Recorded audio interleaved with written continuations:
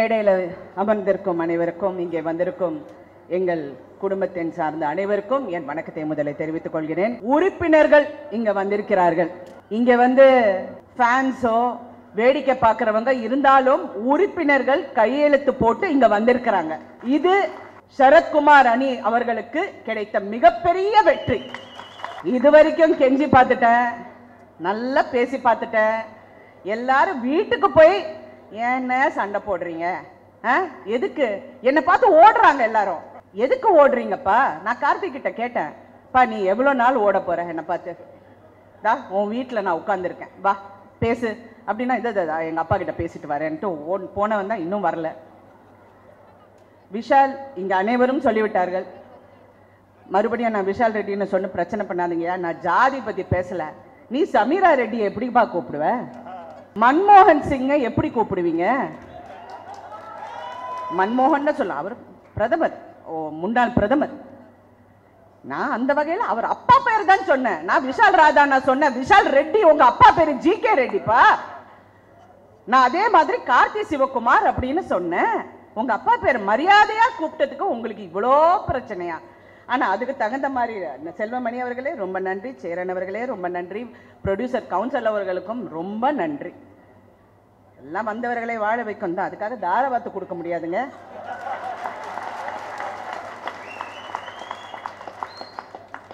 எல்லாம் பேசியாச்சுங்க. அட என்ன ஒரு வீட்டில் சண்டை நடந்தா கூப்பிட மாட்டோமா? ஆனா இதுல என்ன ஒரு உண்மை தெரிஞ்சதுன்னா, யாருக்குமே அந்த அணியில் இருக்கிறவங்களுக்கு புரியல. எல்லாரும் ஒவ்வொரு விதமா பேசுறாங்க. விஷால கேட்டா எனக்கு எம்ஜிஆர் கட்டணும்னா வேணும் அப்படிங்கிறாரு. அவர் கட்டலப்பா, நடிகர் திலகம் கட்டினாருன்னு நான் திரும்பி திரும்பி சொல்றேன். அவர் கேட்கவே மாட்டேங்கிறாரு. நான் என்ன பண்ண சொல்றீங்க? கார்த்திக் கிட்ட சொல்றேன், அக்கா நீங்க பேசாதீங்க அக்கா, 100 சதுரடி கூட அங்க கிடையாது. யோ 2500 போட்டிருக்கப்பா, நான் அப்புறம் பேசுறேன் அப்படின்னு போயிடுறாங்க. எல்லாரும் மாறி பேசுறேன். நான் வடிவேல் பத்தி நான் பேச விரும்பலைங்க. அவர் பாவம் காமெடி பண்ணிட்டு இருக்காரு. நான் அவரை கடைசியா சந்திச்சது வந்து ஒரு விமானத்துல. அப்ப என் கணவர் ஒரு படத்துக்காக நான் அவர்கிட்ட பேசிட்டு இருந்தேன். அப்ப என் சின்ன பையன் ராகுல், அவனுக்கு வடிவேல் நான் ரொம்ப பிடிக்கும், எனக்கும் தான் பிடிக்கும். நீங்க டேடி கூட நீங்க நடிக்கிறீங்களா, எனக்கு ரொம்ப பிடிக்கும் உங்களை. கண்ண அரசியல்வாதியா இருக்கிறவங்களுக்கெல்லாம் நான் வாழ்வு கொடுக்க மாட்டேன்னாரு. யார் சொன்னாரு? யார் சொன்னது?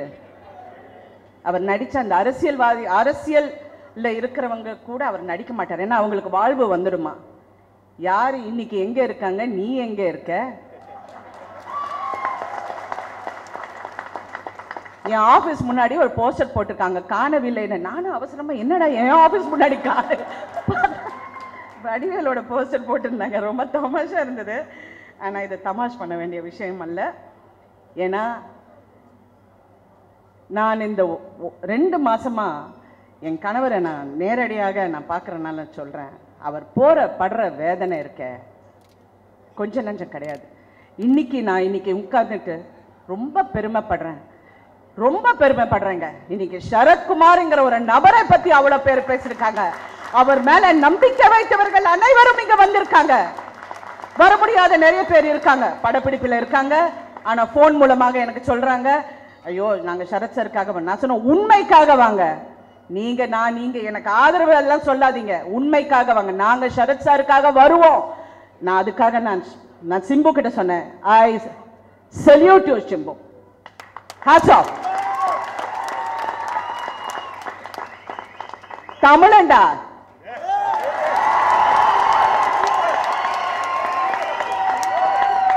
என் கணவரை பார்த்து நீ தமிழனான்னு நீ கேப்பியா? யாருடா உன் பக்கத்துல என்ன சொல்றான்? நீ ஊர் வச்சு சேச்சிய வச்சுக்கிட்டு நீ இந்த கேள்வி கேட்கறியா? காமெடி பண்றீங்களா? நான் போட்டிடல. எனக்கு நடிகர் சங்கத்துக்கு நான் பிரச்சனைன்னா நான் வருவேங்க. உறுப்பினருங்க நான் வந்திருக்கேன் எல்லா மீட்டிங். நீ வந்திருக்கியா? ஒரு மீட்டிங்காவது நீ வந்திருக்கியா? நான் பார்த்ததே இல்லையா உங்களை? எங்க சத்யராஜ் சார் வந்து கமிட்டியில இருந்திருக்காரு. எவ்வளவு பேர் சூர்யா கமிட்டியில இருந்திருக்காங்க. அவங்க எல்லாம் கண்டுபிடிக்காதது எனக்கு வாகை சந்திரசேகர் அவர்கள் ஒரு அறிக்கை கொடுத்திருக்காரு. அதுல சொல்லியிருக்காரு, இவ்வளோ வருஷமா நாங்க இருந்திருக்கேன், அங்க ஊழல் அப்படிங்கிறது. அவர் யாருங்க?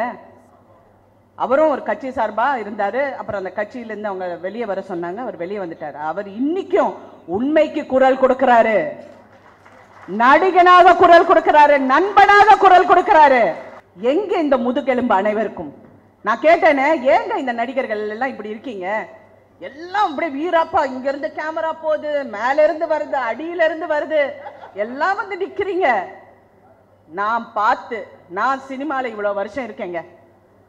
நான் ஒரு ஷூட்டிங் போனா நான் தைரியமா சரத்குமார் இருந்தா போவேன். ஏன்னா ஏதாவது ஒண்ணு நான் ஃபர்ஸ்ட் அங்க வந்து அப்படி நிப்பாரு, அப்படிம்பாரு. விஜயகாந்த் வந்து நிப்பாரு, பிரபு வந்து நிப்பாரு.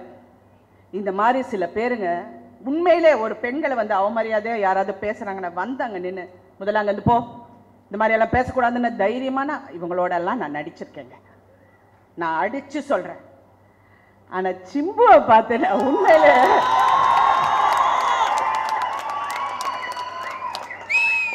பயங்கரமா பேசுறா போல. எனக்கு ஷாக்கு, என்ன சிம்பு அப்படின்னு வருதுங்க, ஃப்ளோல வருதுங்க.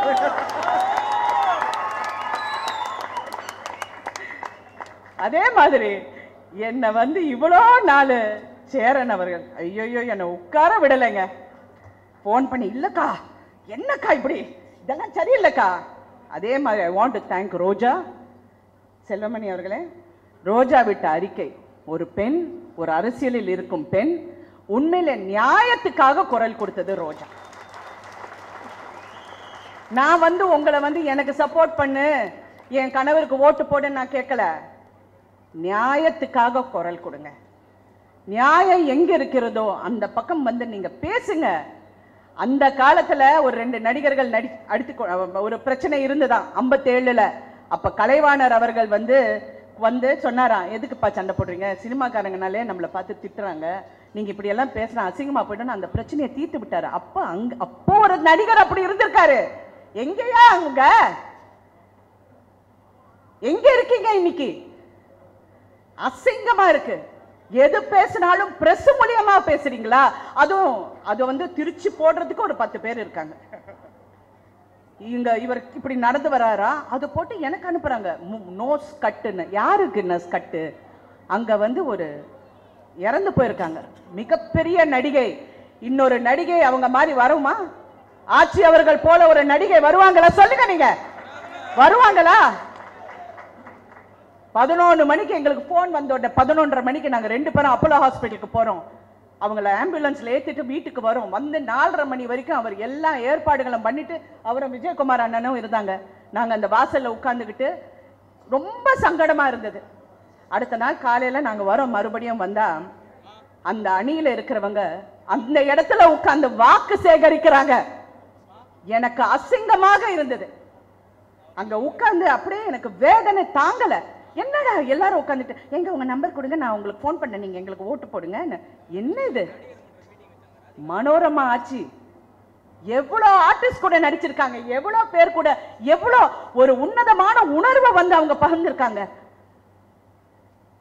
நடிகையை மீறி ஒரு ஒரு சாதாரண பெண்ணாக, ஒரு தாயாக, எங்களோட எல்லாம் ஒரு அக்காவாக, தங்கையாக எல்லாரும் கூட எவ்வளவு ஜெனரேஷன்ஸ் கூட நடிச்சிருக்காங்க. நான் அன்னைக்கு தான் சினிமாவை வெறுத்தேங்க. இது உண்மை. நான் என் வீட்டில் வந்து சொன்னேன் அவர்கிட்ட, இதுக்கு மேல சினிமா வேண்டான்னு. அவர் சிரிச்சாரு, நீ எல்லாம் எங்க போற அப்படின்னு. ஏன்னா நான் இன்னைக்கு சொல்றேன், எம்.ஆர். ராதாவுக்கு பிறந்தவங்கிற தைரியத்துல சொல்றேன், ஒரு திமிரில சொல்றேன். எங்க குடும்பத்துல நிறைய பேர் இருக்கோங்க, இங்க இருக்கும் சினிமாவில. யாருக்கு நீங்க சொல்லுவீங்க? ராஜ் கபூர் குடும்பம் நார்த்ல இருக்கு, சவுத்ல எம்.ஆர். ராதா குடும்பத்துல தான் இவ்வளவு பேர் இருக்கிறோம்.